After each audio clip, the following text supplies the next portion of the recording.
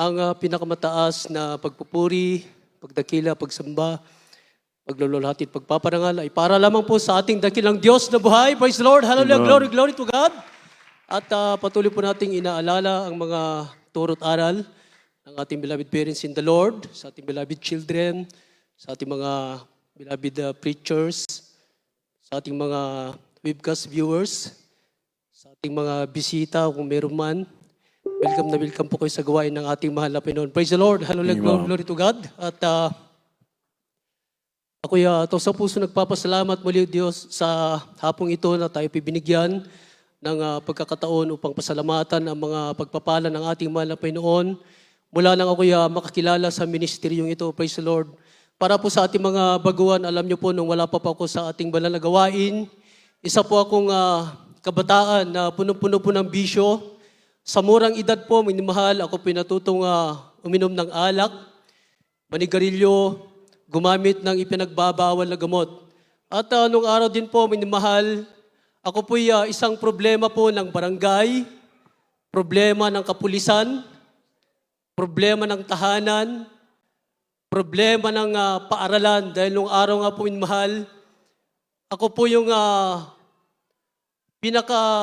problema ng aming mga teachers sa aming school.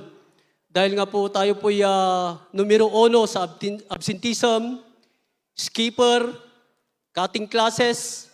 Tayo po sikat na sikat noon sa aming paralan dahil nga po sa mga masasamang gawain, sa mga kalokohan. Alam niyo po, pag ako po pumapasok sa aming paralan noon, alam niyo po nakalagay sa aking bag, hindi po notebook, hindi po libro, hindi po mga ballpen, hindi po mga lapis, bagkus ito po yung mga deadly weapons. Dahil meron po akong isang binuong grupo sa aming paaralan noon, mahal. At alam niyo din po mahal, may time po na ako po nagkaroon ng encounter, ako po nagkaroon ng isang crossfight, ako pinapaaway, at sa mga oras na yun, ako po pinagsasaksak. At sa madaling sabi, mahal, yung pananaksak sa akin na yun, ito po yung aking nailagan. Ako po'y nagmataas noon, nagkaroon pa ako ng pride sa aking sarili na iniisip ko po na nailagan ko po yung pananaksak sa akin dahil nga po ako nagpa-practice ng martial arts o kaya isang karate po, minumahal. At alam nyo din po, minumahal, nasubukan ko pong makulong dyan po sa City Jail, dyan po sa Baguio City. Lagi po tayong nahuhuli sa mga pulisan dahil nga po sa kasong robbery, pagnanakaw, laging nakaka-review. At alam nyo, sa mga panahon na yan, talagang naghanap po ako ng kapamaraanan kung paano ko po baguhin ang aking buhay.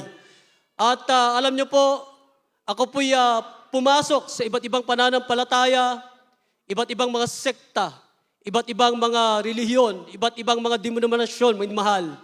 Ngunit alam nyo po, pagpasok sa loob ng simbahan, paglabas, ganun pa rin, mahal. At alam niyo po yung mahal, dumating po yung isang aksidente po sa akin na ako po nahulog sa bahay po ng uncle at sa madaling sabi na fracture po yung aking kaliwang paa. At alam niyo po, nadurog yung uncle ng aking paa, mahal. At sa mga time na yon, ako pinagkukulong sa aming tahanan at sa madaling sabi, meron pong ginamit ng mahal na Panginoon na unang mananampalata sa ministeryong ito na kanila pong ibinahagi ang kabutihan ng ating mahal na Panginoon. May isa pong magaganap na malaking krusada sa dako po ng Angeles City. June 29, 1999, minimahal. Yan po ang araw at buwan taon na ako po nakakilala sa ating mahal na Panginoon. Alam niyo po, nung time na ako po sinesyaran, ako po binabahagi na ng salita ng mahal na Panginoon, alam niyo po, naasar po ako sa kanilang paghayo sa akin. Dahil paulit-ulit yung kanilang sinasabi, Brad, subukan mo, subukan mo, subukan mo. Yung tema ng kanilang pananalita, minimahal, na kapag ako'y dumalo sa ministeryong ito, magbabago ang aking buhay, gagaling yung aking karamdaman, yung aking pilay, minimahal. Parang ganun po yung tema ng kanilang pananalita na kumbaga parang agad-agad. Ngunit alam niyo po minimahal, talagang sa kahagbagan ng ating mahal na Panginoon, ako po'y tumugon sa paanyaya ng mahal na Panginoon. Ako po'y pumunta sa dako ng Angeles City, ako po'y madala-dalang tungkod sa mga oras na yon. At aking tinanggap ang ating mahal na Panginoon bilang sariling tagapagligtas at hari ng aking buhay. Alam niyo po yung mahal, sa mga oras na yon, sa pagtanggap ko sa ating mahal na Panginoon, nung kami pa'y pupunta sa baptismal tub, doon na po nagpakita ng mahal na Panginoon ang isang himala sa aking buhay.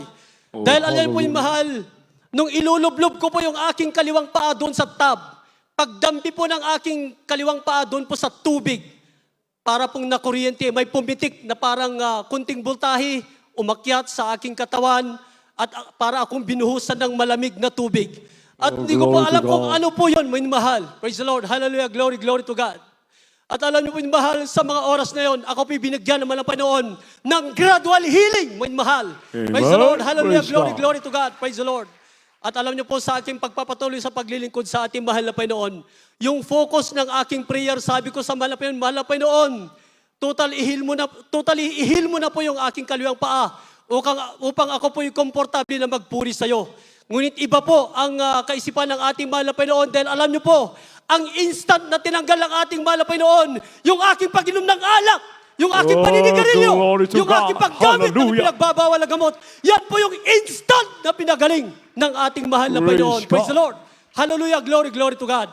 At alam niyo po yung sa aking pagpapatuloy sa paglilingkod sa ating mahal na Panginoon, hindi ko po namamalayan na yung aking paa, pwede ko na pong maitalon na magpuri sa ating mahal na Panginoon. Praise the Lord. To God. Hallelujah. Glory, glory to God.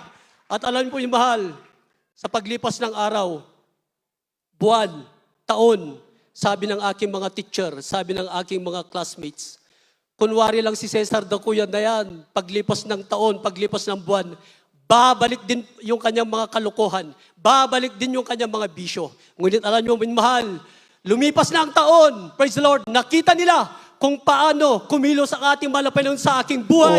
At sila'y lamang praise the Lord, hallelujah, glory, glory to God.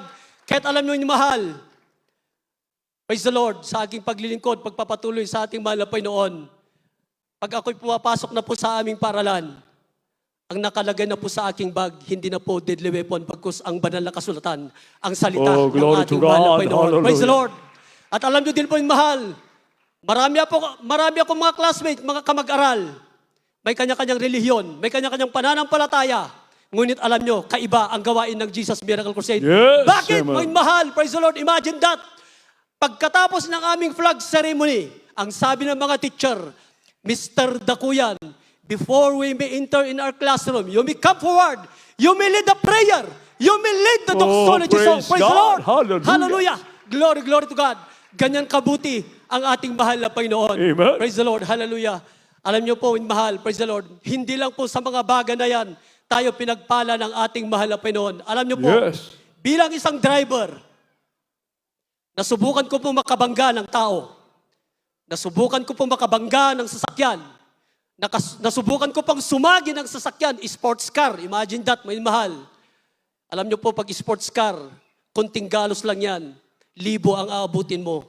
Ngunit sa kahabagan at kapurihan ng ating mahal na Panginoon, sa kanyang biyaya at pagpapala, sa kanyang mga himala, alam niyo po, siguro, sa mga aksidente ko na yon, baka nakakulong na po ako. Ngunit dahil sa kahabagan ng ating mahal na Panginoon, ang ating Diyos ay Diyos ng kaayusan, kaya inaayos niya ang lahat ng bagay. Praise the Lord. Merong time po, minamahal, ako pina-aksidente ng sasakyan. Praise the Lord. Alam niyo po yung van na sasakyan na aking minamaniho, yung Hyundai Grace na lumang model po, minamahal, yung 4 eyes na Hyundai Grace. May time po na natulugan ko po yung manobela. Ako po'y sumalpok sa likod ng pick-up, 2 pick-up po yun. Yung unang pick-up na binangga ko, minamahal, ito po'y naka-handbrake, nakakalso, nakakambyo. Ngunit dahil sa lakas ng impact nagpagkabangga, umabot pa rin sa isang sasakyan na kaharap na, minamahal. Ganun po. At alam niyo po, yung sasakyan talagang UP-UP, nabasag yung mga salamin, yung mga radiator, nasira, minamahal. Alam niyo po yung dibdib ko, nakaipit doon sa manobela. Isipin niyo po yun, minamahal. Yung manobela halos mabingkong. Nabingkong po yung manobela. Ngunit alam niyo po, sa kahabagan ng ating mahal na Panginoon, kunting galos, kunting kirot lang po ang aking naramdaman, tutong tunay, na ako po'y iningatan ng ating mahal na Panginoon. Last na po, minamahal. Ako din po yung na-aksidente ng motor, minamahal. Alam niyo po, napakabilis yung pangyayari. Ako po'y pauwi po sa dako ng Bontok. Meron po ako nasalubong, napakabilis na sasakyan, kaya saglit lang po yung aming salpukan dahil napakabilis po yung takbo ko. Napakabilis din po yung takbo ng sasakyan. Kami po yung nagsalpukan sa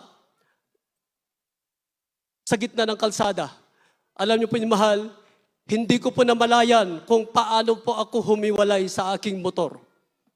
Yung aking mukha, pumalo doon mismo sa hood ng sasakyan. Kahit alam niyo po yung sasakyan, yung hood niya natabingi. Yung radiator nasira. Yung oil cooler nasira, minimahal. Yung aking motor, minimahal, yung kanyang mga flarings, bitak-bitak na po yan. Yung kanyang telescopic fork, minimahal, na napakatigas na bagay na part ng motor, alam niyo po, nabingkong po yan. Nabali po yan, minimahal.